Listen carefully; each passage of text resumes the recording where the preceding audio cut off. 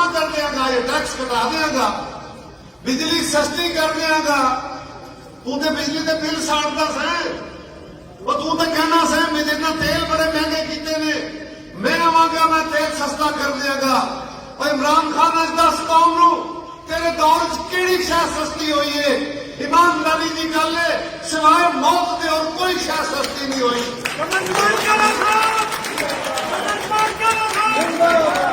लोगों दी जिंदगियां खोलिया ने, उन्होंने हादसे खोले ने, उन्होंने उम्मीदों की आसा खोलिया ने। इमरान खान तो कौम को बड़े खाब पकाए सन, मैं 90 दिन तय करांगा, मैं 100 दिन तय करांगा, मैं पहले साल में 1 करोड़ नौकरियां देंगा, 50 लाख घर बना के देंगा। वो कुछ दसते सही, अज केड़ा तबका मुतमैन ने? अज ताजर हड़ताल करते ने पे, उस्ताद हड़ताल करते ने पे, डॉक्टर हड़ताल करते ने पे, सरकारी मुलाजिम हड़ताल करते ने पे।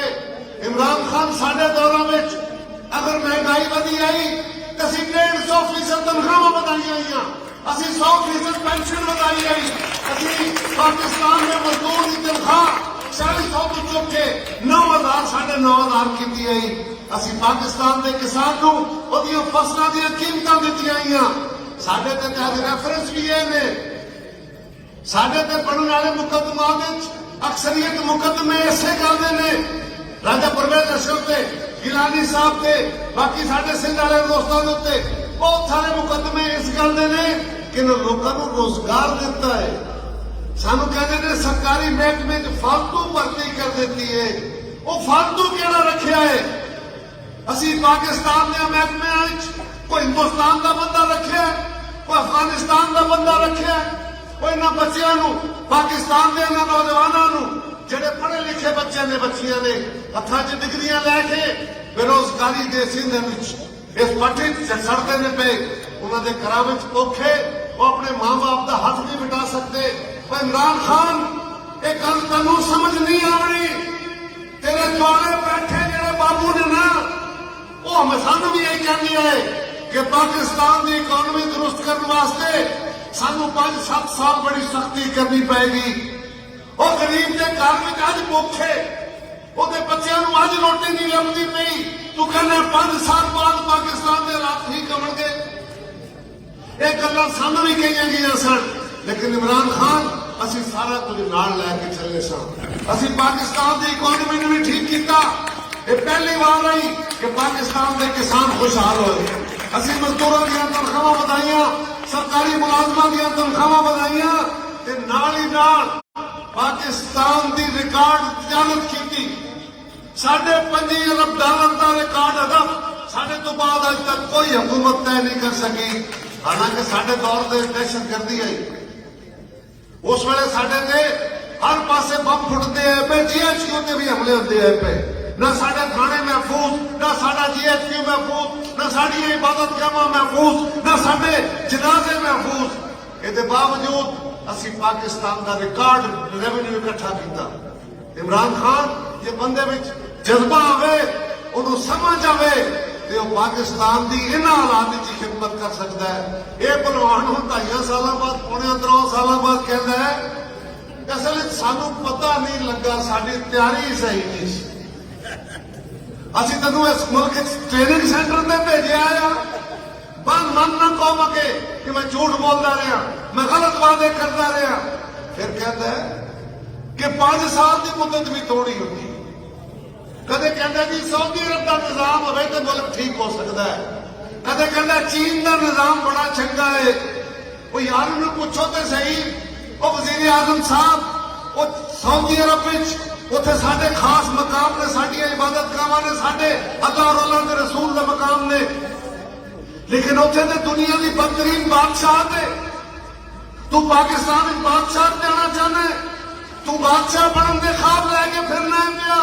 इमरान खान है जमहूरी मुल्क है, वडेरे तो छोटे लोग नहीं, सब लोग जमहूरी हुकूक के हामिल ने।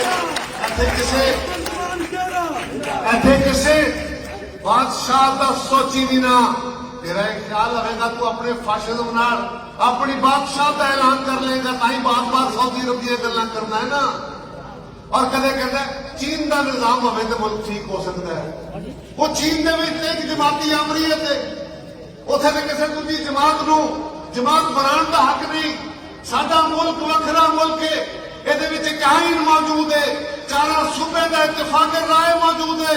इमरान खान तू पाकिस्तान तू बाहर के निजामां दीयां गल्लां करके पाकिस्तान के आइन की खिलाफवर्जी कर रहे हैं, पाकिस्तान के आइन से हमला कर रहे हैं, तू मुल्क के इस्तेहकाम से हमला कर रहे हैं।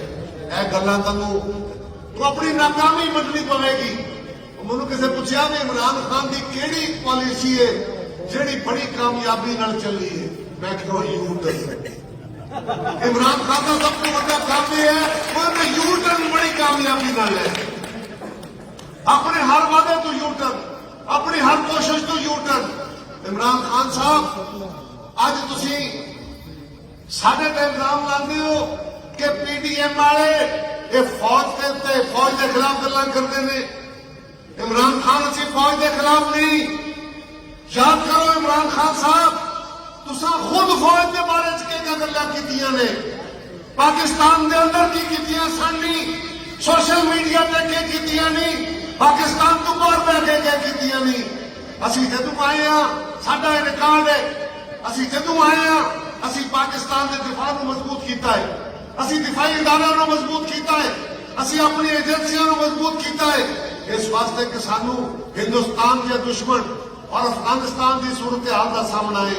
पाकिस्तान पीपल्स पार्टी का रिकॉर्ड है, असीं जदों आए हां अपनी फौज नूं तगड़ा कीता है। सानू फौज नाल कोई इख्तलाफ नहीं, सानू एक खास रवैये नाल इख्तलाफ है। सानू कुछ लोगों के सियासी अमल के मुदाखलत से एतराज है।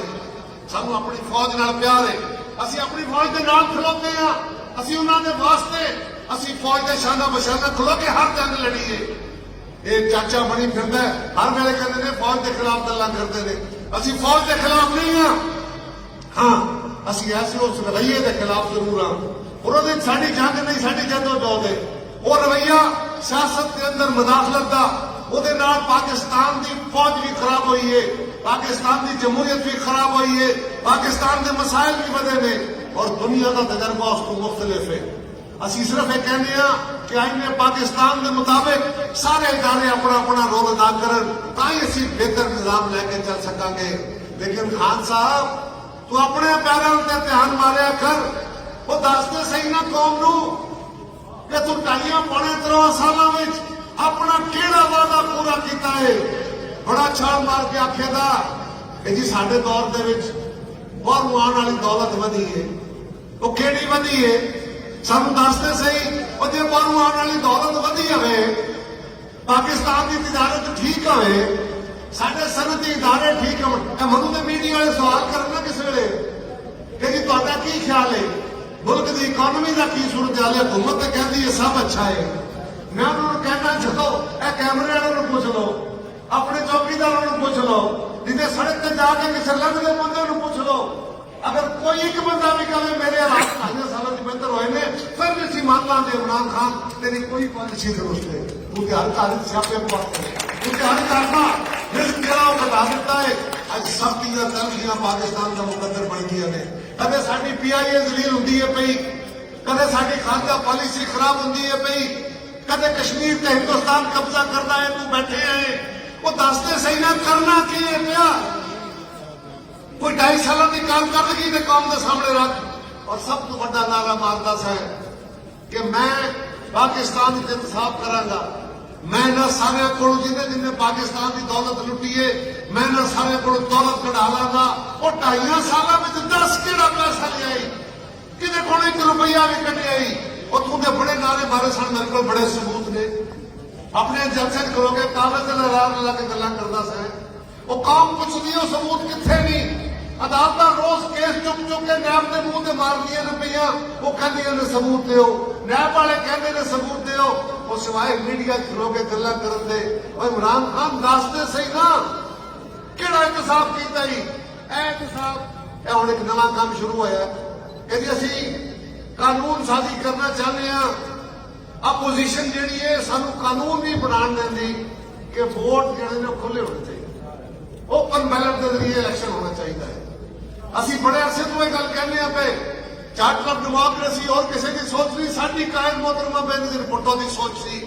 उन्होंने वो असूल और मंशूर अदा किया जिहदे ते बाकी जमातां नूं दावत दी। वो साडे नाल खलोते। इमरान खान सानू पढ़ाने की लोड़ नहीं, सानू अपनी कायद का एक लफ्ज एक सोच एक फलसफा अजबर याद है। लेकिन ये दस कि अज तेनों क्यों याद आया है? पहला तो तू भज के टुर गयो कि सानू आईनी तरमीम की लोड़ ही नहीं, तू अदालत ही टुर गयो। जिस वे उत्थे जाके इलेक्शन कमीशन ने भी जवाब दिता, वकीलों भी जवाब दिता, सियासी जमातां भी जवाब दिता, इदारे भी कहा भी ये ओपन वोट नहीं हो सकता। फिर तो भज के आयो कि अच्छा जी नहीं मैं अमेंडमेंट करनी है। ये पता जी अमेंडमेंट केड़ी करना चाहते सर? इन्हें आख्या जी असं ओपन वोट करना चाहते हैं। बंदे तेरे अपने नसते ने पे, वो तारे तेरे एमपीए ते एमएनए बन गए ने, इल्जाम साडे ते लाना है। असी कोई खरीदारी नहीं करते। इमरान खान तू तगड़ा हो, अपने घर नूं साफ, सानू रौला नहीं। लेकिन इन्होंने उस ओपन बैलेट के नाल असैम्बली के अंदर बिल पेश करने की कोशिश की कि दो शरीयतां रखने वाला, दो नैशनैलिटी वाला जो बंदा है उन्होंने पाकिस्तान के इलेक्शन लड़न का हक दो। वो बाहर रहने वाले पाकिस्तानी साडे भरा ने, असीं उन्होंने वोट के हक के सब तो बड़े दाई सां। सानू इस बिल्कुल इतराज नहीं सी, ना इस गल दे। लेकिन इमरान खान ये तो दस, ये कहता सी पिछली डेटा तो शुरू करो इस वास्ते कि फैसल वार्डे नूं फायदा लग जाए। वो फैसल वार्डा डिस्कुआलीफाई होने वाला है और उसका सबूत यह है कि एक सिटिंग वजीर नूं, एक सिटिंग एमएनए नूं अज सैनट का टिकट दे के सैनट क्यों लिया पे? ये पता ना कौमी असैम्बली चों फारग हो जाना सू, तां वास्ते गल लैके आवन लगे हो। ये तू साडे कोल वोट लवाना चाहता से, ए वो बुनियाद थी कि तुसीं क्या सब इसे करो कुछ नहीं। हुण फिर तू आर्डीनेंस दिता है, तू जो मर्जी कर लै, असीं इंशाअल्लाह ताला तेनू सैनट च शिकस्त देंगे, तेनू बाय इलेक्शन च शिकस्त देंगे। और 26 तारीख नूं हुण सारे दोस्तां ने तगड़े होके तैयारियां करनियां ने। 26 तारीख नूं असीं इस्लामाबाद सिर्फ जलसा करन नहीं जाना। रोज साडे कई मीडिया वाले संगी भी, हुकूमत के तर्जमान भी रोज कहते ओ जी देखो इस्लामाबाद गए इन्होंने कोल बंदे ही कोई नहीं इकट्ठे हुए। जमी मार बहुत ही गल करता कि बंदे कोई नहीं इकट्ठे हुए। तो मैं पूछना असी इस्लामाबाद कदों गए सा? असी इस्लामाबाद गए इलेक्शन कमीशन के खिलाफ, हुकूमत के खिलाफ नहीं। इलेक्शन कमीशन को धरना देन नहीं, इलेक्शन कमीशन सुते असी जगान गए। उन्होंने आख्या जनाब चीफ इलेक्शन कमिश्नर साहब इस खाबे खरगोश तो उठो कि तुहाडे कोल इमरान खान की जमात है केस पे 6 साल तू, वो केस सुनो। असी वो यादाश्त देन गए सा, सिर्फ रावलपिंडी डिवीजन के असीं अपने कारकुन बुलाए, बाकी जमातों ने अपने कारकुन बुलाए। उत्थे फिर भी बड़ी तादाद कट्ठी सी। ये बड़े ढोल बजाए इन्होंने कि बंदे नहीं आए, इन्होंने कोल कट्ठ नहीं हो सकिया, वो जलसा नहीं होया। वो बाबा वो जलसा आया कदों? हुकूमत के खिलाफ कदों सी? असी जो 26 मार्च को निकलना है, पाकिस्तान की हर बस्ती हर शहर को हर सड़क को काफले इस्लामाबाद चलन दे।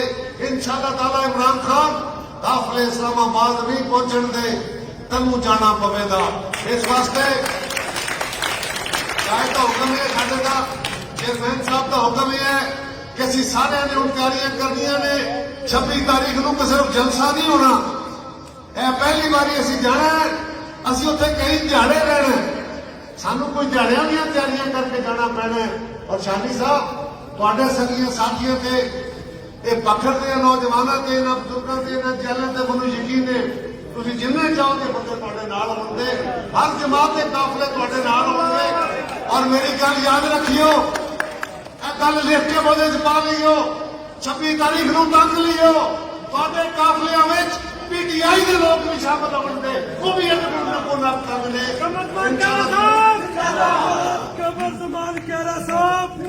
और इंशाअल्लाह ताला असीं 26 तारीख नूं तो पहले फिर तुहाडे कोल चक्कर लगणगे।